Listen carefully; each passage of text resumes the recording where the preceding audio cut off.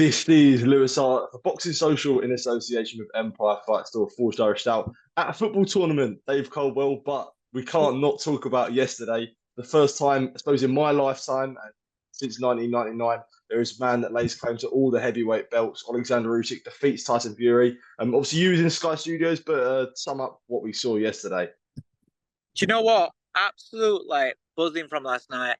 I've had 2.5 hours sleep. I'm here in Bradford at a football tournament, but wow, what a night! And do you know what?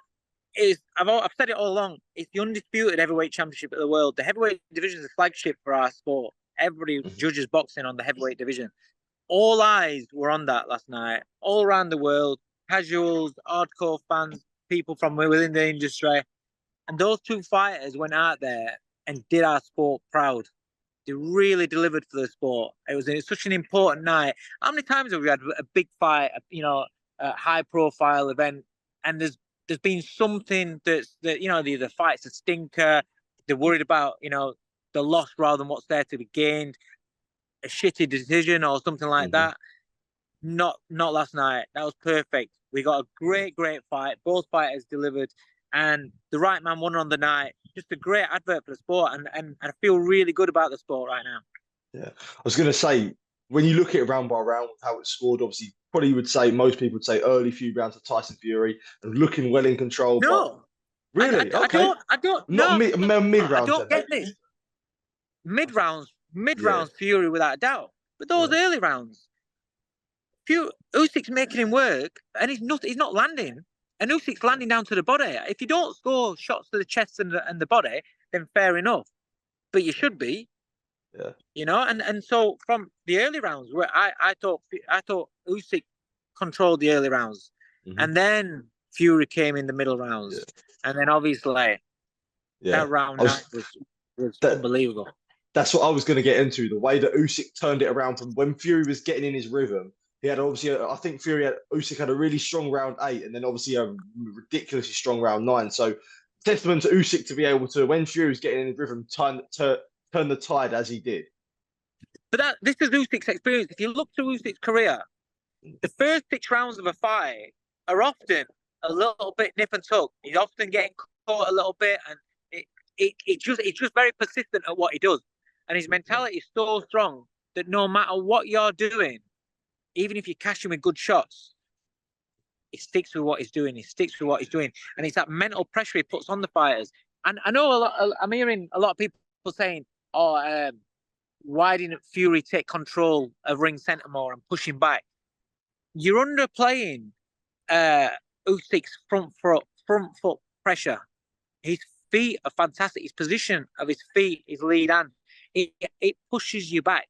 It dictates where you want to be, and then he might want to go for a little walk. He might want to go side to side, but he's very, very good at driving you back. And then what he's very good at is because you're missing, or he's catching the gloves, he's catching on the gloves.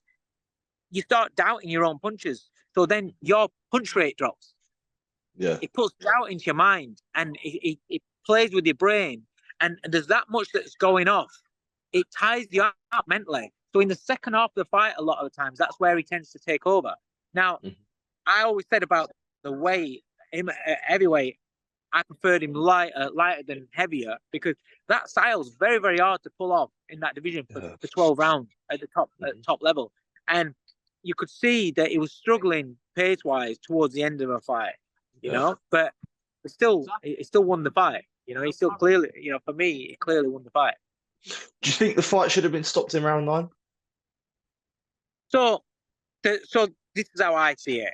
Whether I think it should have been stopped or not, for me, the question is, if it had been the other way around, and it was Usyk that was getting bounced around and looking limp and in real trouble like that, would the fight have been stopped?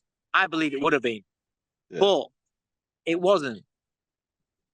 He got a standing 8 count. I ain't got a problem with the standing 8, because you can employ that when a fight is deemed to have been kept up by the ropes, and that's what happened.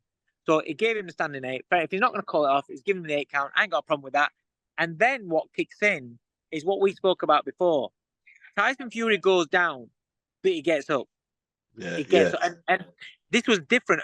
The Wilder fight, it was one shot. He looks asleep on the floor, yeah, and he gets up, and then he gets his senses back, and he gets back in the fight. This one, he got fully battered around that ring. yeah, He looked completely gone several times.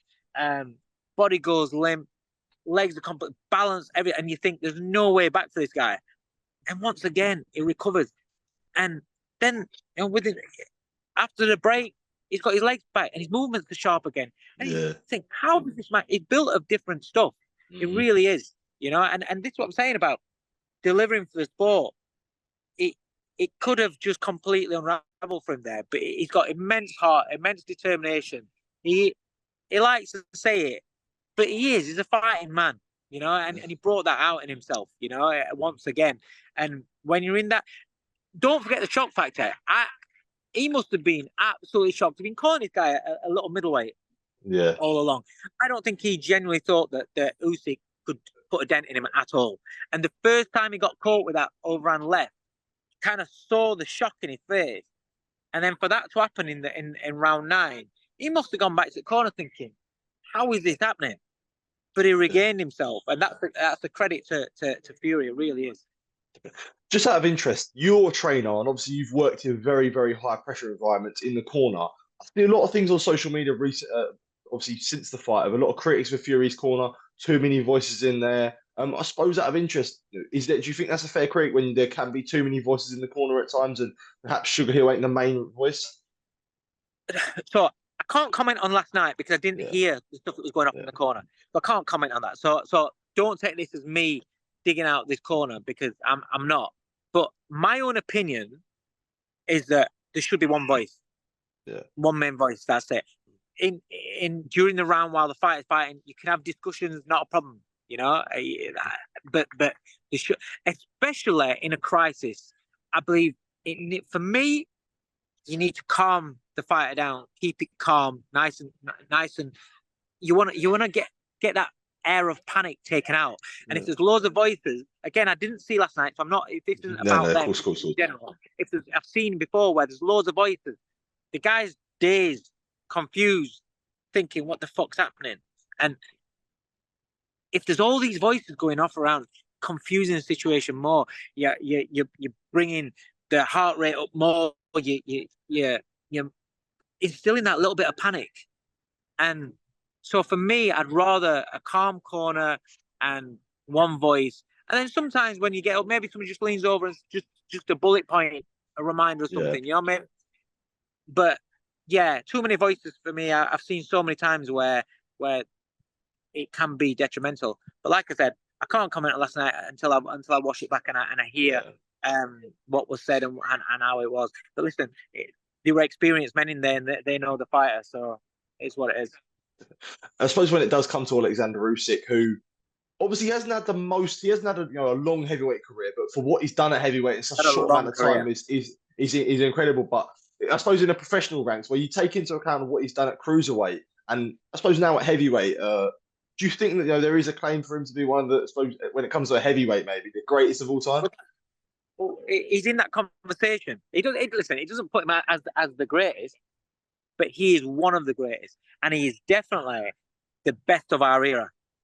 Best of our era. And you look at what this man's done in 21 fights. He's gone into everybody's backyard, collected the belts at cruiserweight, stepped up, and the thing about with Usyk and anybody that's jumped up from cruiserweight to heavyweight, you're not talking £4, £5, £7 for the jump. Yeah. You're talking tens of pounds to jump up. That takes some doing, and an Usyk's style for a cruiserweight is hard work. The amount of activity that's there, the work rate, the non-punching activity, it's draining and it's hard work. So imagine doing that at 15.5 stone, just under 16 stone, carrying that lump around at that pace. It's hard work. It really is, and there's a lot of wear and tear on your body, and just the physicalities of that style is hard work. So you look at what he's done, giving away the weight he's done. He's gone against the monsters of the division in Joshua and Fury, and he's come out the top side. He's the best of our era. Just a last couple from me. A little summary of the undercard. Ajit Kabayel with a real nice, another massive win. Mark Chamberlain, Anton Kacachi with a great win. Opataya Bradis. So another great Saudi undercard, I A guess. really good shot. A really good shot. Caballero, 2 fights ago, nobody cares about him. He's gone out there, took 2 live fights, two fights where he's facing, the main men, so to speak, and he's come out on top. He's completely changed his life. Yeah. He's now WBC mandatory. He's Mhm. put himself right in there. He's just fit that you're gonna get your shot at a world title. A couple of fights ago, nobody's mentioning him in a conversation. This is what happens when you take opportunities and you're willing to roll the dice and you prepare properly and you go out there and you don't worry about what you might lose. You think about what you can win. Yeah. And a great advert for fighters who are on the peripherals, under the radar. Nobody's talking about them. Keep going, keep doing your thing, keep working hard, because put yourself in that line of opportunity, then it's up to you. Go out there and take it. Anthony Kakes against Cordina. I'm not going to lie, I love Cordina to bits. I'm absolutely good for him, and I thought he was really in control. I find lately he's trying to be a little bit too aggressive. He's more about skills but I understand with his pressure where you got people saying you got to go out there and impress, you got to do this, you got to do that, and he's taking more risks. But I thought the fight changed when he got caught on the break. I was going to say, when he got punched on the break, was that when it turned a little bit? You can't ignore that, because that was a shot, and then you saw straight away he'd not recovered. He gets hit with a lot of heavy shots. Then the bell goes, and it takes every time you get hit with a big shot and you get wobbles, you get hurt. Yeah. It takes something out of your legs. It takes something out of your reactions. And then from then on, it was a great performance from Anthony. It really, really was. And he's another one under the radar. And his career's never got going how we expect it to, because people have always spoke highly about this kid. Yeah. And he got his opportunity and he took his opportunity. And fair play to him. He done brilliant. I don't know him. I know Cordina, so obviously I'm gutted for Joe. I think maybe a move up in weight for Cordina. One loss doesn't mean that that's the end of the road. It's boxing, and there's enough people around that are showing you that a loss isn't the end. It's the end if you make it the end, and if you take it to heart and you think that's it, and it destroys your confidence. But in the grand scheme of things, it can come back from that. Opataya, great fight. Breedis, what a tough man. Do you think unbelievable?